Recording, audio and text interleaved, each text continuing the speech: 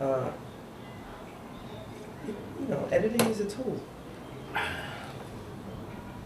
Oh, that water did hit the spot better than. I think I sweated a glassful, so it's Yeah. Uh, the equilibrium. well, initially, I'll talk more about that later. Roman?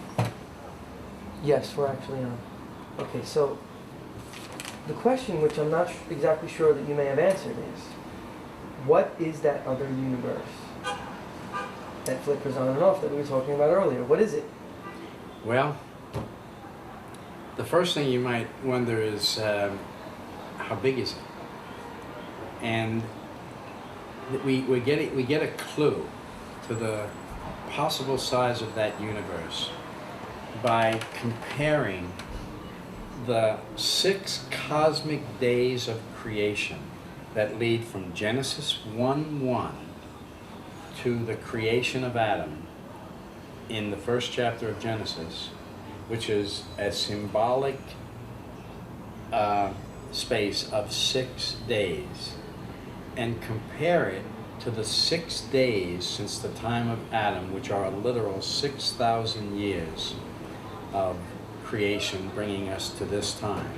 So if you compare the 6,000 years since the revelation to the mind of Adam to our time, and compare that to the length of the 6 cosmic days of creation that transpired from the moment of the great emanation to the creation of Adam, I believe you gain a insight into the difference between the sizes of these two universes. And it is like millions of times larger. And the Apostle Paul says that the eye hath not seen, nor has the ear heard, what things God hath prepared for them who are called according to God's purposes, and who love God and who are called according to God's purposes. But then Paul says, but God hath revealed them to us by his Spirit. So we can speculate on what that universe is like. And we can speculate according to the character of our own hopes, our own desires, our own dreams. And so the first thing I would ask myself is, where is that universe? Well, that universe is one quantum step away from the one we're in. So at the death of the body, it's simply a shutting of the eyes, and if you wake up, well, you're there. If you don't wake up, it means you've had to come back and do this lifetime all over again. That's what black hole mathematics reveal. There are 2 ways to a black hole. One leads into parallel universes or universe. The other leads right back through the wormhole connections in the black hole, through the crunch of energy and the retransformation of energy, right back into this universe at some other place in some future time. So there is reincarnation revealed in the quantum and mathematical equation of the black hole. But the other pathway through the black hole is into the other universe if you can penetrate the singularity. The singularity, of course, is what divides this universe from the other. The only thing that can penetrate it is something moving at or in excess of the speed of light. We know there are such things moving in the universe in excess of the speed of light, such as the experiment they do on splitting an electron, right? They send an electron through a splitter, they send half of it this way, half of the charge this way, and then they manipulate this charge, and literally this charge sends a signal faster than light to its other half, and the other half completes in other words, if you move this one a half a spin, the other one shouldn't even know what you're doing to this side, right. But yet it receives the signal and it goes, and it moves exactly as its twin moved, And so there is communications at faster than the speed of light. And that's only one instance. Well, what can exceed the speed of light is the mind. The waves of the mind? Yeah, the thoughts of the mind. Your mind can, your mind can immediately go faster than light and think of something beyond 186. That, you know, in other words, right now, I can think of that other universe. Well, you have to go faster than the speed of light to even get there. But yet my mind can visualize it. So I'm thinking of the other universe. I'm thinking of my lover. She's on the other side. Well, the only thing that can penetrate that is the force field of the mind. And so if the mind can operate at an energy that exceeds light, then it's the mind wave that we ride across the vortex of this universe into the other universe. But your mind must have the necessary mass. And this mass is a result of pure cosmic thought. That's why it says in the book of Daniel that the king of Babylon was measured in the weighing scales and found wanting. Found what? Wanting. He did not meet up to the measure of spiritual consciousness. So there is definitely a weight and a measure to the content of our thoughts. As a gauge particle? It's a gauge particle. That's exactly right. But now we're talking about a whole spiritual realm that simply is interpenetrating the physical realm. The physical realm was created as a vehicle, as a carriage for this other dimension. This other dimension which is moving back and forth. Just as the bodhisattvas come from that world back into this one, and souls are moving from this world back into that world. So there's this constant interaction between these two worlds. We're constantly being penetrated by impressions from this other world. And these impressions appear in our thoughts as intuitions, as prophetic. You see, we'll be able to look into the future. The prophets could look into the future because their mind was tied into the structure of reality, the quantum structure of the nature of the universe.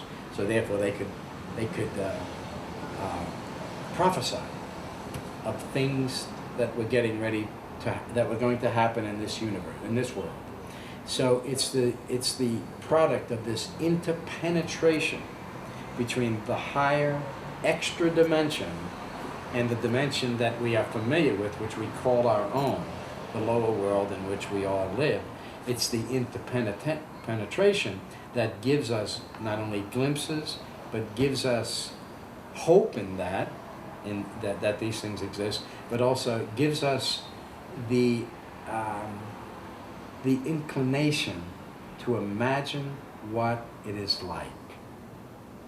And so all we can do, and before you were mentioning about how each of us help create the universal consciousness, that all of us are moving and helping each other create the universe in which each of us live.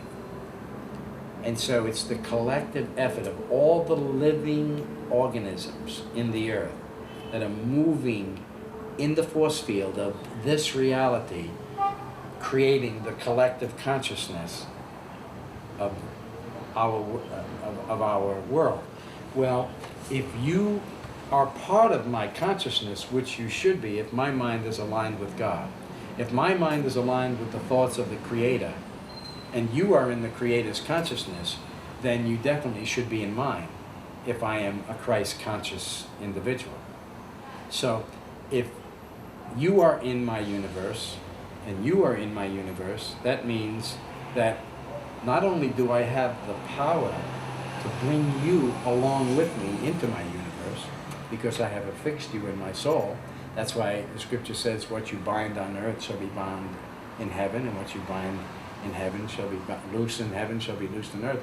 So you can open up the doors for your parents, if you're a son of God. and you are in direct communication with your father and your mother, you can open up the doors for your loved ones, even though they're not thinking in that direction. And then all of a sudden they wind up there and wonder, how the heck did they get there? And the universe tells them, Tim let you in. John let you in. Because they were the lamb that was appointed for your family. Well, I mean, these are the powers that the sons of God have. And although those powers are not, we don't realize them here, because they're all operating at the extra-sensual world. They're operating in the transcendent dimension. But I'm almost, wait, hold on, please.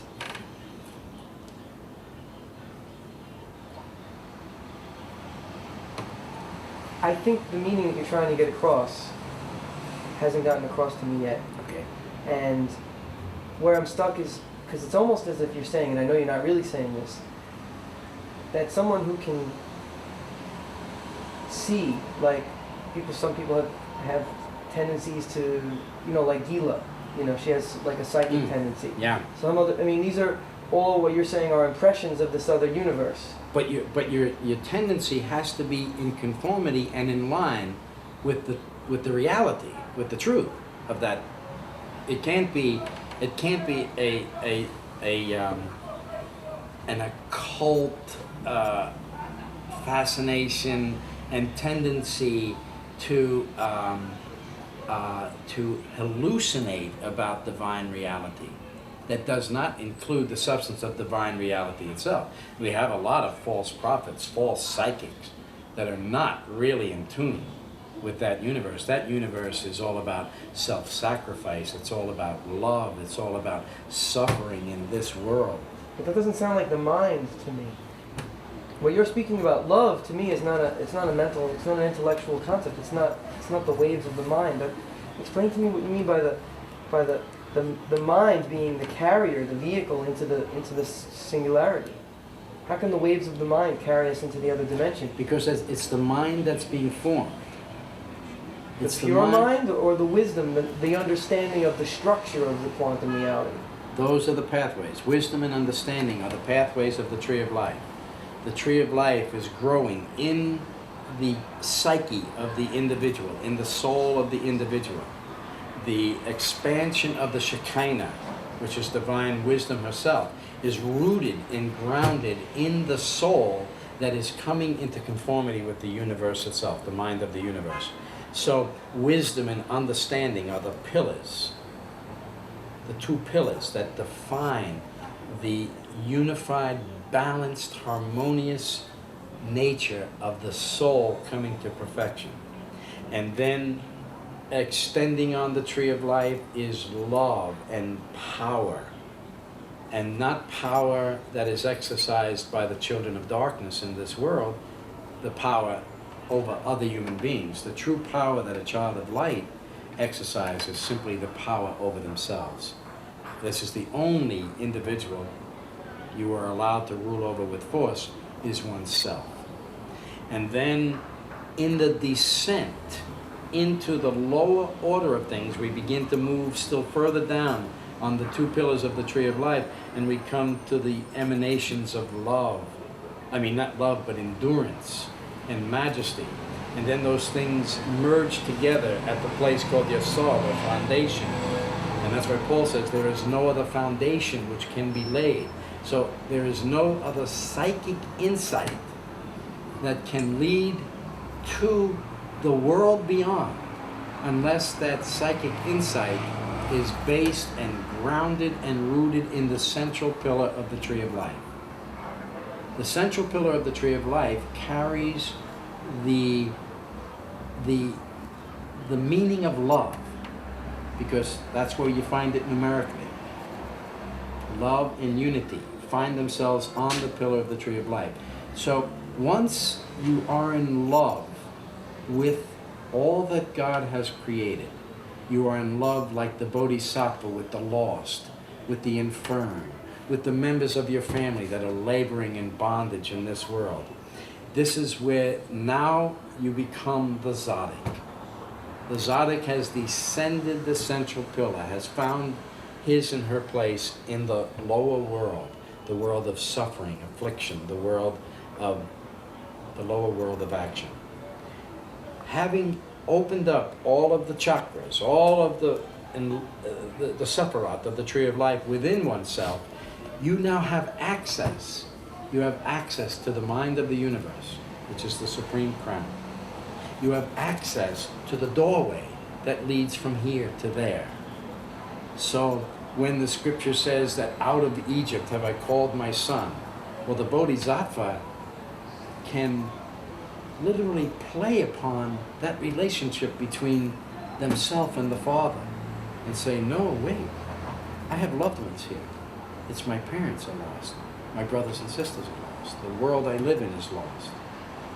And so you can plead with God as Moses pled for the children of Israel, not to abandon Israel, to stay with us, to sojourn with us, look over our faults, forgive our transgressions, because we are simply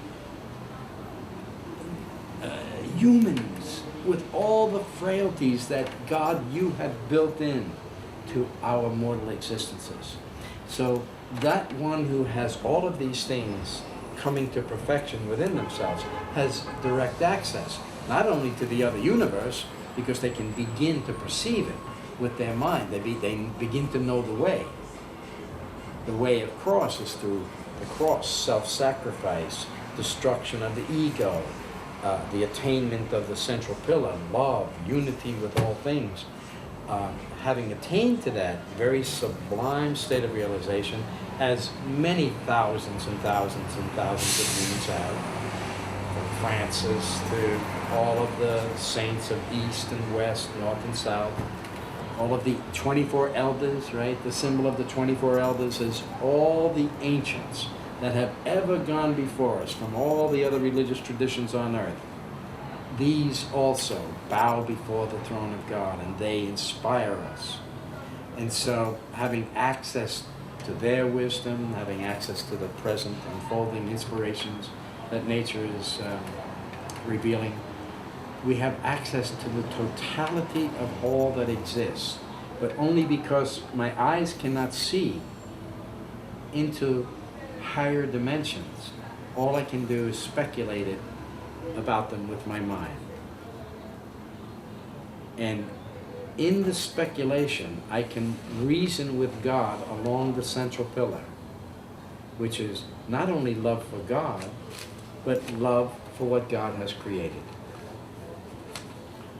for all that God has created. Now, of course, as part of that enlightenment, you begin to realize, like I remembered one time when I first started returning to out of the darkness of my own life back to God.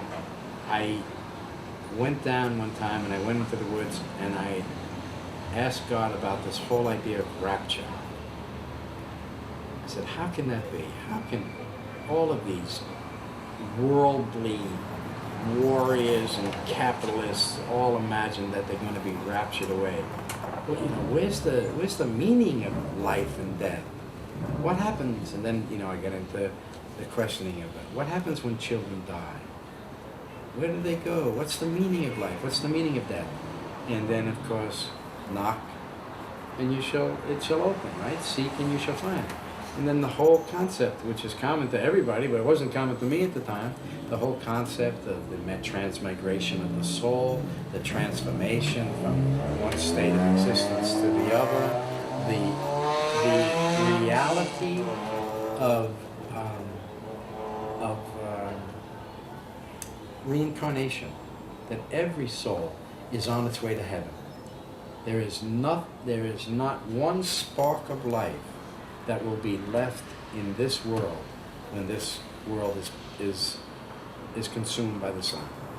When the sun eventually just becomes a great giant, and the spear of the burning mass of the sun reaches out and devours the earth some 6 billion or 5 billion or 1 billion years from now, every spark of life in this world will already have been transformed and will be on the other side. Because life, God is life. There's nothing, God's not going to leave any part of him and herself in a dead world. All life will be returned. So once we know that, we can begin to plead on behalf of life as we understand it, and begin to open up doorways, passageways throughout the tree of life. Once you see, that's what meditation on the Sephiroth of the tree of life does. It gives you access to the passageways, gives you access to the doorways through history, through time, through space. What is that, meditation on the tree of life? Well, it just simply means by meditating on the mystery of creation By itself. visualizing the symbol, or actually just That's one carrying path. the trying to work this out like many of us are doing? Yeah. Is that meditating on it? Yeah, there are many different forms of meditation. Some, you know, Thousands. thousands, that's exactly right. As many as there are different people attaining to God realization. That's how many forms of yoga, how many forms of meditation there are. Some people serve God, as you know, simply by laboring, working, serving their generation, serving their fellow man. And that to them, that to God is pure prayer. Some people repair to the forests and contemplate and take a intellectual or mental path. Others through love. Others Some through... fulfill themselves and are still serving God. Exactly. Exactly. But, however, once one has access, not in intellectual ways, but in those ways that can't be described, but have access to the qualities of the tree of life that are... You see, there are many simple souls in heaven who have never even heard of the tree of life. And they got there simply by... They pried heaven, they blew the doors wide open simply through love. Love. I met a little lady down at Union Square Park. She comes and feeds the squirrels every day. And the pigeons. And that's sufficient. Because she doesn't have any malice in her heart. She's not wise in the ways of the mysteries of the universe, but she's non-violent. She doesn't hurt anything. And so just the simple act of caring for God's creature, to me, is sufficient to bust the universe wide open when it's time to pass over. And she'll be feeding the pigeons and the little animals on the other side. And go ahead. Where I was stumped before was in thinking that anyone who becomes a mystic, quote unquote, can break through to this other universe at the time of death. Well, it just depends on what mysteries you're contemplating, because, you know, the scripture, Jesus said, the light of the body is the eye. And if thine eye be single, then thy whole body shall be full of light. But beware, the scripture follows up with, beware lest that light in thee be darkness. Then, oh, how great the darkness. There are many mystics like Balaam the prophet, the classic example in the scripture, who are serving as instruments of darkness in a world of darkness. And so they also have magic. They also have power. They also are considered mystics in the realm of darkness. And they have power to move the dark elements of the earth, Right. but for destruction and not for light. Sorcery. Sorcery, that's exactly right. I mean, these are people who have some sort of mystical understanding of the laws and the order of the universe, and they manipulate it and use it to their own surreptitious, malicious advantage. Yes, or to the advantage, even without knowing it, of the lesser world. They're serving as, one historian said of Ronald Reagan, he says, Ronald Reagan doesn't even realize that he is the bearer of the collective American consciousness. He embodies the soul of the American consciousness. He's not manipulating things. Right. He simply eviscerates the meaning of what it means to be a son of darkness. And not even, so he's not manipulating, he is being manipulated by the forces, by the powers of darkness, by the lower forces. I think some of the greatest musicians are sorcerers.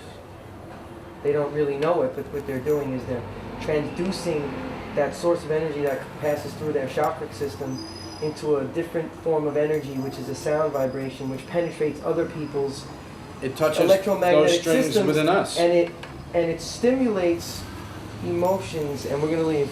We're tying this up. No, that's fine. No, I'm fine. It stimulates responses, Yes. and it can stimulate sexual, dark, hopeful, revolutionary, infinite different kinds of responses depending upon the Absolutely. vibration that's put into the music. Absolutely, and all of these impulses are literally results of the invisible reality that permeates Right. our natural world. Right. These are ideas. Ideas are invisible. Right. Timeless. And Just like our timeless. prayers. Yes, yes. And that's exactly right. Our prayers are carried on the same gauge particle of love. Well, sure. Oh, absolutely. Because the gauge particle of time itself is that which defines our relationship between ourselves, and it takes even a split second for God to. If it's a true prayer. Yeah, if it's a true prayer. If it doesn't, it just bounces off heaven and comes right back down. But sure. So along the central pillar, if your prayer is affecting the consciousness of the whole universe, sure, so it's riding on time waves throughout. You know, like they say, if a little butterfly flaps its wings in the jungle, 2 days later, the effect is felt in the sun. So the whole universe is affecting itself and every other part of the universe in these minute, infinitesimal ways. We're all operating on these waves that are emanating from every other point of existence in the universe.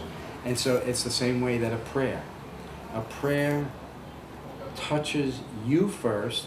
The prayer works a transformation in you, and that prayer literally has its effect out of you onto every other point, mathematical point that it touches in the universe. So we are creators with God. We can create in positive ways, we can create in negative ways. We can enhance the darkness, we can enhance the light. Right. And Or that's- both at the same time, which is what most of us do, I think. Sure, we're both of us are caught in the middle. That's exactly right. Because correct me if I'm wrong, but to fully become a mystic in the sense where the tree of life is firmly rooted in your soul, to purify, there has to be an alchemization, a crossing over, a fade from one to the other. Or maybe we're born, when we pass over as a child, we leave that perfect state, and then we enter in a nearly perfect state, and then our environment, our karma, actually builds up a dilemma or a situation when we try to overcompensate for, and then we start to fall into these patterns of fear and disillusionment and darkness, and we actually really need to live through and experience the darkness before we can start to come into a greater light. And I'm sorry, these terms in English are just so ambiguous, and these Sure. cliches are so old, but Sure. it's because there's really no better way to describe it sometimes. Sure. The rabbis had a metaphor for everything, and as far as this, they had one where they made reference to the fact that the 613 precepts in the Torah represent 613 rungs on the Jacob's ladder. And these rungs lead from earth to heaven. And the most gracious of the rabbis would have said that it makes no difference where on the ladder you are, which rung your feet are on, as long as you are on the ladder. Once you are on the ladder, then you can continue. If God conceives that you, in this lifetime, if you had enough time, would have ascended all the rungs of the ladder, well then, upon the departure from this life, you may continue in the world beyond. Because God knows the path that the soul is already on. If God can see that you're going to jump off that ladder 5 rungs up because it's too strenuous, too hard, you're giving up too much of the world's pleasures, well then God knows that you have to come back in another lifetime and get your foot on the rung of that ladder. But the conditions for setting one foot on the rung of that ladder is the fact that you agree to learn what it takes to get one more rung up, to learn the next commandment, to learn the next mitzvah, which come solely, sure, from studying, but also in the most sublime way from human experience. That's why we're at the bottom of the ladder, because human experience is the necessary ingredient for even putting one foot on the ladder.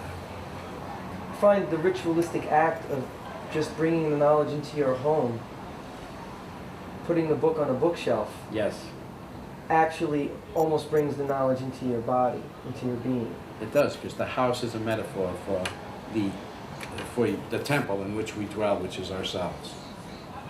That's exactly right. The soul dwells in the body lives in the house lives in the domain.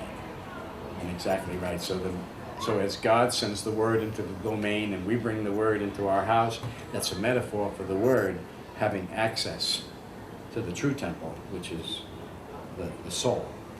That's exactly right. We can wrap this up, and I had one more question, and I Keep lost worrying my about thought. me. You don't have to worry about me. I am worried about you, and Well, also it's not that late. the Norris house. Worry about Mike. It's pretty interesting. I don't want to go off on another subject, because we can really wrap on this, close our whole discussion, however it occurred this evening. Oh, okay. It had to do then. I just want to clear up this one concept I didn't get earlier about how if you're in my. I made mention of how it's been my impression lately, that I, in a very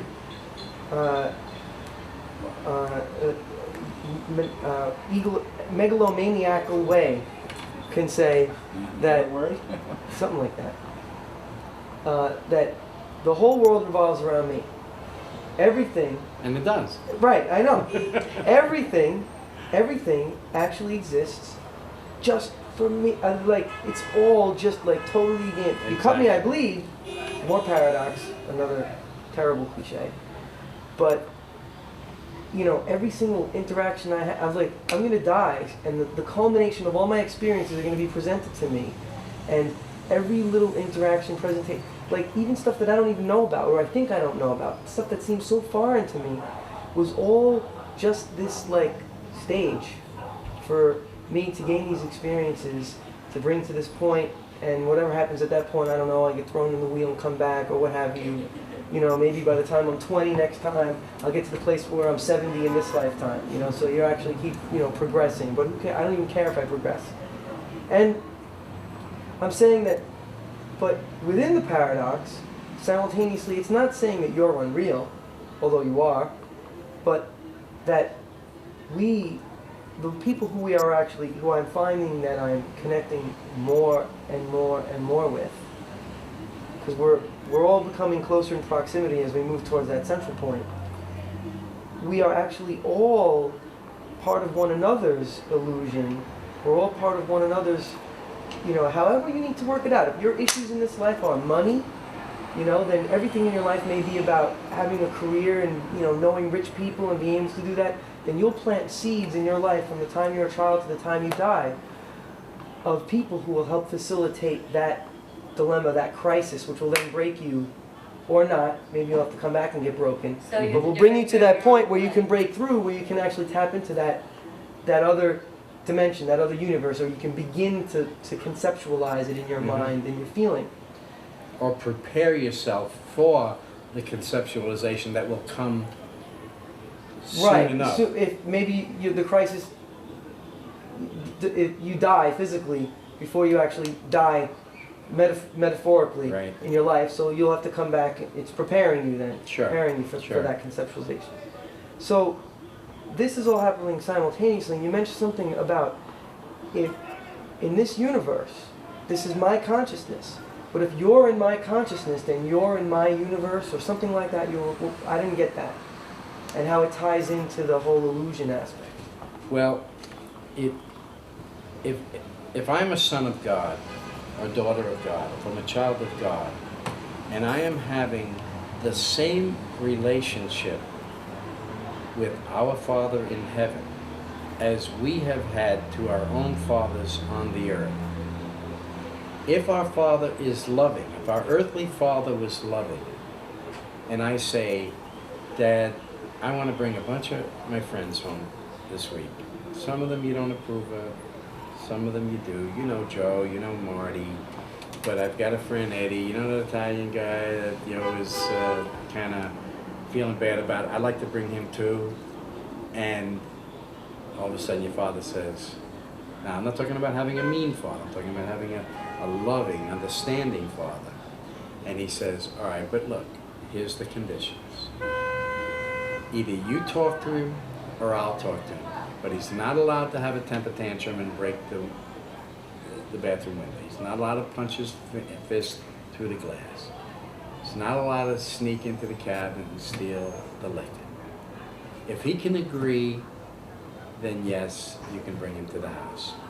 So, extend the metaphor to a child of God who is laboring with the Divine Father. I've got people in my family I love. I got people, and God is saying basically the same thing. Yes, but look at the character, the quality. Well, then you say, well, why don't you speak to them? Why don't you say something to them? Or maybe the Father will say, well, why don't you? And so, one way or another, what we are doing is creating the conditions between us and God that will spill over into the conditions that person finds themselves in. So all of a sudden they may find themselves having some intuition or some feeling about how they've been acting. And they don't realize that it came because of your conversation with the Father. Of course, now that's a little bit, that suggests that that person never was the interest of God in the first place and you had to intervene. But literally, that is what's happening because each of us are intervening on behalf of everyone else. So there's this constant web of intervention that's going on in the world. And it's through this web of intervention that the universe is sustained. The secret Zodics in the world who don't even know that they are the ones upon which they are the web and the hub of these prayers that are sustaining the universe. Always in the universe there's these 36. One die, one is born. And their prayers sustain the structure of the universe itself, and they don't even know that they are that one or one of those. And it's the same way. And so constantly we are intervening on behalf, if our minds are so disposed, and if we are Christ conscious, we should be disposed. We shouldn't be attending to ourselves. We should be attending to the lives of those around us because we have already gained our life. And now we find ourselves in love with those who have helped us gain our lives, and you don't want to get to heaven without them there. All right. Eventually, with some, you may have to wind up that they're not going to make it in this lifetime because you wouldn't want them to come there unprepared. But that's part of our own awakening. So you're praying, but then all of a sudden you realize, oh no, I will see that person. And when they come the next lifetime, I will know exactly who they are. And they will remember who they were when they get on the other side. They may not know it here, but when they get on the other side, they will, all their past life They'll progression. recognize you too. They'll recognize you and you will recognize them. And because the whole mystery of life will be open to everyone on the other side. It's over here, it's this little tiny illusion that we live in. Over there is the vast unfolding of divine knowledge and understanding. When one in this universe can sense into or receive impressions of this other universe, are they truly in fact receiving impressions of what you're speaking of being over on the other side? If that's the way they are heading, sure. If they are heading in that way, you see, only the mind can penetrate. And so if your mind is not even thinking of it, well then you're not heading that way. If your mind is not thinking of heaven, then it means that your consciousness is moving in another direction, and it may not be for another lifetime before you first begin to think of heaven and the path one must take to attain heaven. Now, Bodhisattva, of course, rejects heaven. That's not the goal of their action. Their action is redemption, salvation for all. Nevertheless, they're creating their pathway to heaven. They just can't, but anyway, what heaven seems like to you is probably what it really is. Like, I believe that place over there is unspoiled. It is immense. It would take 10,000 lifetimes to backpack across it. And then you could do it again and again and again. And that some people have suggested to me that maybe you can even fly to places. Well, that's within the realm of my consciousness. Maybe you can't, but maybe you can. I've often thought, just like Shiva, that you have 4 arms, and I thought, well, gee, that would be nice to make love with. You had, you and your lady are locked together with 4 arms, and so not 70 virgins, but just one soulmate, and so I think of all those possibilities. Some of them may be true, some of them may not. I may be stretching my imagination some. However, I believe that just as we are the creation of God's consciousness, God is the creation of our consciousness. heaven is somehow, even though it exists the way God created it, we have been helping God mind unfold. So God's thoughts are unfolding to our thoughts. So if God is still creating, then that universe is still happening. It's still in the process of being created, and God is sharing their thoughts with us, and so therefore we can tap into their thoughts because they're tapping into ours. I think the biggest boundary on this plane of existence is our own egos. Yes. The truest state of infinity, of that true focal point in time and space is ego loss. It's what the mystics have been searching for since the beginning of time. It's what true meditation brings, is that feeling of true unity with your surroundings, the loss of the sense of self, but the gaining of the sense of the universe. And what we're bridled with here is not just the three-dimensional universe that is hunched onto our backs, but the ego that goes part and parcel with it. It's the reality that's been pulled over our eyes, and that we're forced to look through these peepholes of like a mask of ego that blocks what mind's real, true, or higher calling is and capability is. It's not the mind's higher calling. Sorry. The soul. Yeah. The soul's The mind higher. is what creates the illusion. And the mind. ego is the vehicle towards the salvation, because the personality development comes from the ego, the character, which is very crucial. Sure. Is what creates the predicaments that force the death of the ego, because you can't really kill your own ego. You can strive as hard as you want. You can spend your entire lifetime reading books on how to kill your ego. It's never going to get killed unless God has chosen for it to be killed.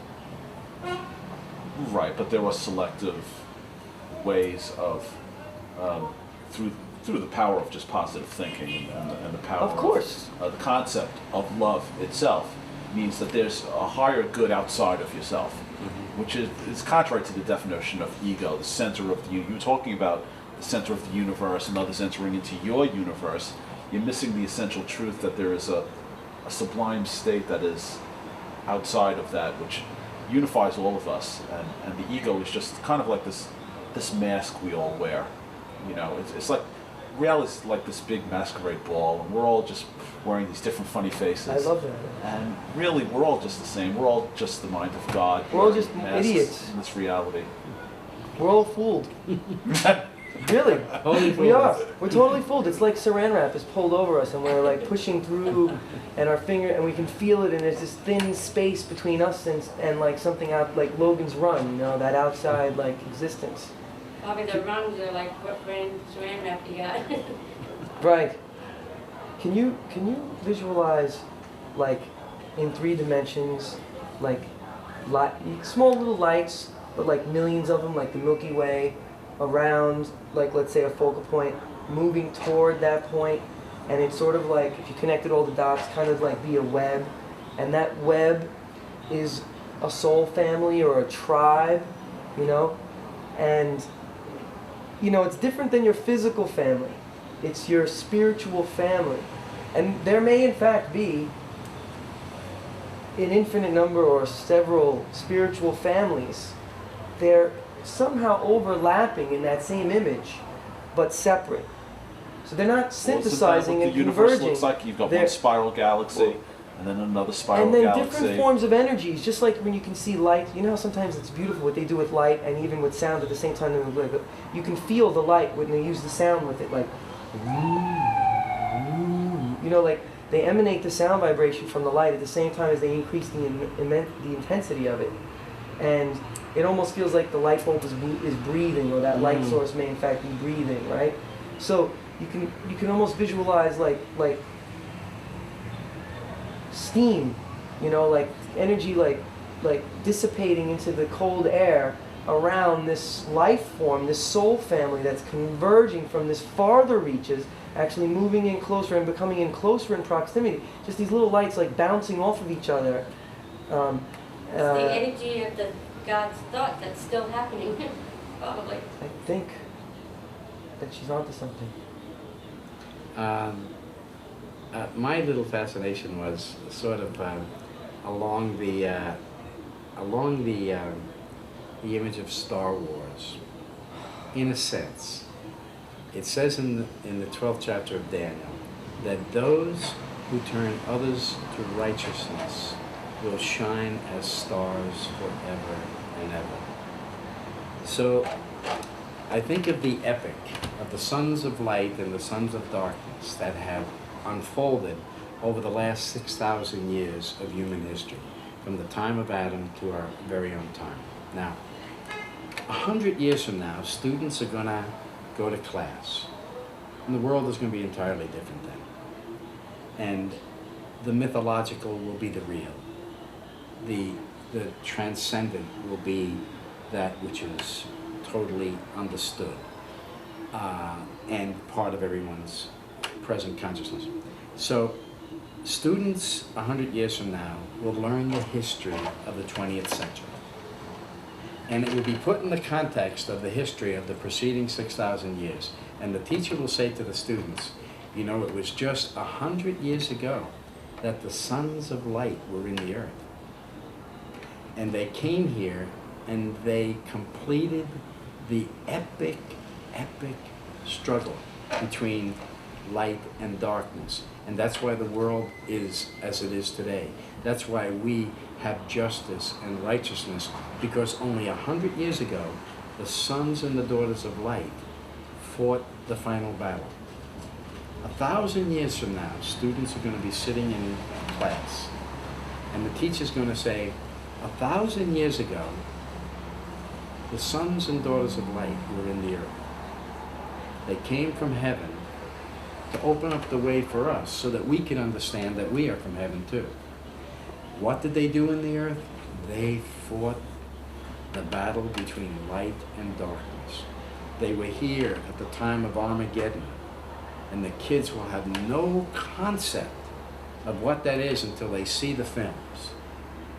And they will see films of the 20th century, the destruction, the nuclear annihilation, the famine, the wars.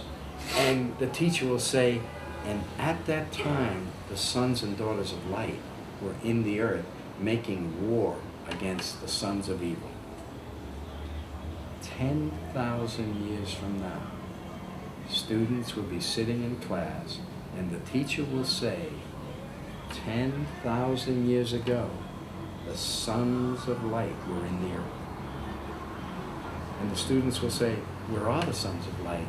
And the teacher will say, they rule in the heavens, because they are shining as the stars. There are approximately 7,000 stars visible to the naked eye, just as there is a remnant of 7,000 sons and daughters of God.